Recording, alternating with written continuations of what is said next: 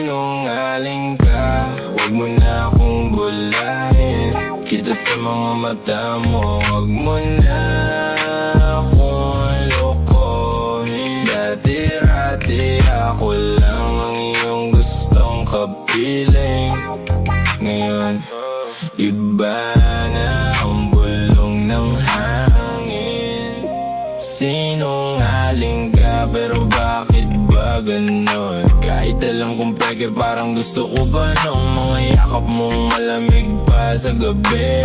Huwag ganong magdrama, tapusin na natin to. Sige, tignan mo nga naman ang ikot ng mundo. Dati ako ang sunod-sunod sa bawat gusto mo. Ngayon busy ka na raw, dami mong dahilan. May pa-screenshot ka pa na nasa bahay ka lang. Pero yung amoy ng pabango mo, hindi sa'kin to. Sino ba yung bago mo? Wag mo kong gawing gago to. Gabi-gabi na lang ako nag-aabang sa chat. Nagpapakalasing sa usok, di ko alam kung sapat ang ibinigay kong pagmamahal. Kulang pa ba yung tayo? Ba't kailangan mo pang humanap ng iba sa malayo? Sabi mo noon ako lang hanggang dulo, yung pala dulo ng listahan mo, dun mo ko itinago.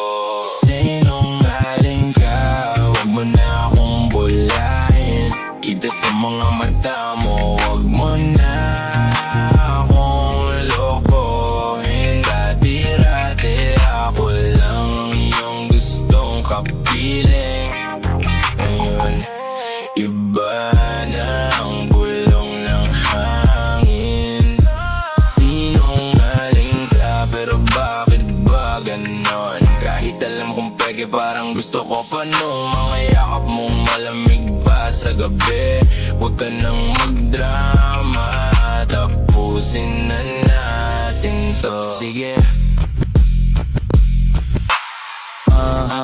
makinig ka ulit, di na ako galit. Medyo nanghihinayang lang sa mga panahong binaliwala mo lang ang bilang ng mga sakripisyo ko para lang tayo sumaya.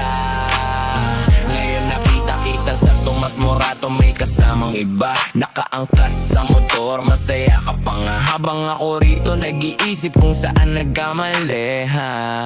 Pero okay lang, sanay naman ako sa ganito. Bukas makalawa, pangalan mo bura na sa puso ko. Huwag mo na akong tatawagan pag iniwan ka rin yan. Ang ganti ng karma, di mo kayang takbuhan.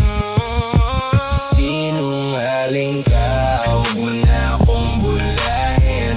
Kita sa mga mata mo, huwag mo na akong lokohin. Dati-rati ako lang ang iyong gustong kapiling.